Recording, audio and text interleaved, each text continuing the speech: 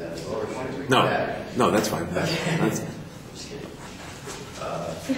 Okay, so I remember a time in high school when I used to walk around a lot. I used to run everywhere, actually. I was a very hyper kid. Could have had ADHD, I have no idea. But I was fit. My legs were so buff, I mean, I didn't even have to work out to make a good run at the track or anything. I was already kind of like, all right, I'm out of the box, set, good to go. Then I got my wheels. I became mobile.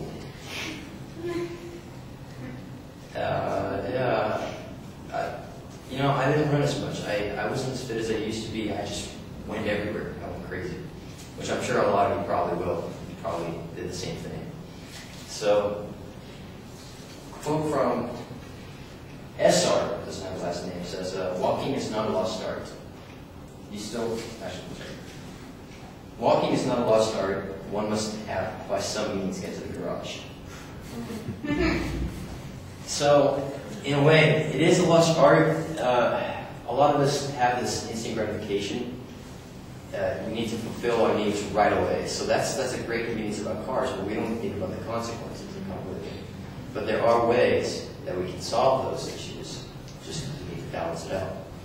Now, one of the ways that we give in to this temptation is, let's say there's a store right across the street, a 7-Eleven or something, and you want to grab a drink. Do you guys actually walk there? Or do you think, all right, let's hop in a car? Just to drive maybe 20 yards across. Or let's say you're golfing. You see a lot of people in go-karts. That's another example of how people just need to get from one point A to point B. It's kind of sad, actually. If anybody has ever seen the movie called Wall-E, you know, those really big, chubby, fat people.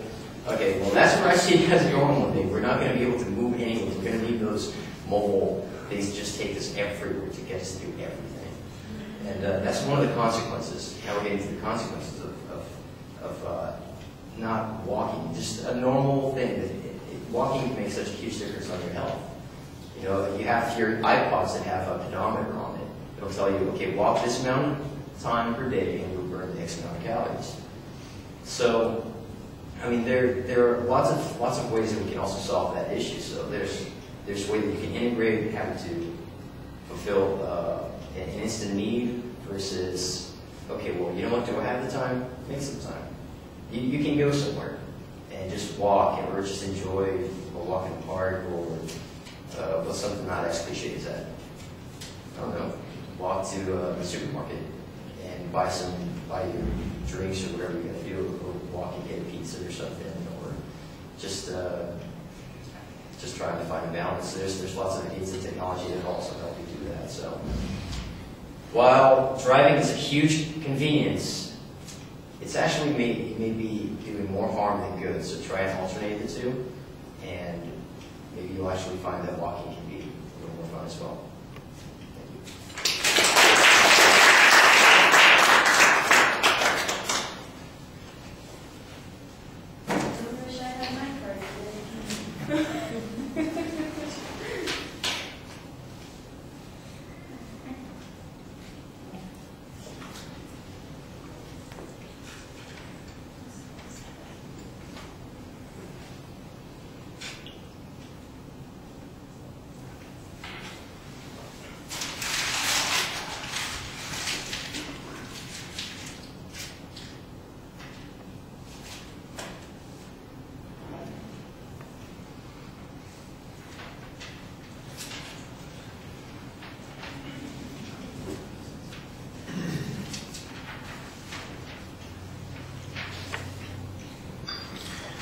Well, I like the personal story that you start off with. I think your voice needs to be a little bit stronger and forceful to gain some control in the speaking situation. You don't quite sound passive, but I think you need some of that energy that you were talking about when you were walking around, and pump it up a little bit for the audience. I thought you had a really good transition to what the quote was, and that's when I think the structure kind of goes away. Up to that point, you're setting yourself up for a pretty solid start to the speech, but then once you get to the topic, it just seems like you're just going to go from idea to idea to idea, and there's not really any plan for it. You do have some good ideas, and I like them. I thought that you shared them in a pretty effective way, and for the most part, they're interesting. They develop a little bit. But there's this randomness to it that makes it sound sometimes repetitive. We're circling the block one more time, hearing the same kind of thing. And I think you need to put it together in a way that will make a little bit more sense.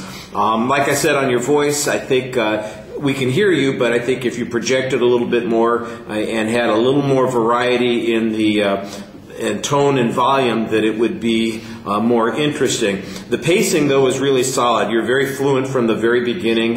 You don't hesitate, and even when you get to a spot where you're just going to the next idea, it seems very natural, and I thought you did a nice job on that. I think you have some good descriptive gestures, but you do play with the topic a little bit. When you moved, it seemed like it was purposeful. The movement usually was associated with a change in the topic or another one of your examples. It's not like you were pacing the whole time that you're speaking there. I think you have pretty good eye contact with the audience on this side of the room. I sort of felt like maybe you were avoiding looking at this row or this aisle. Maybe that's because I'm sitting up front here, I'm not sure, but everybody behind me probably felt a little bit left out. So talk to everybody, not just to those people over there. And I thought that you found a pretty effective exit. Okay, thank you.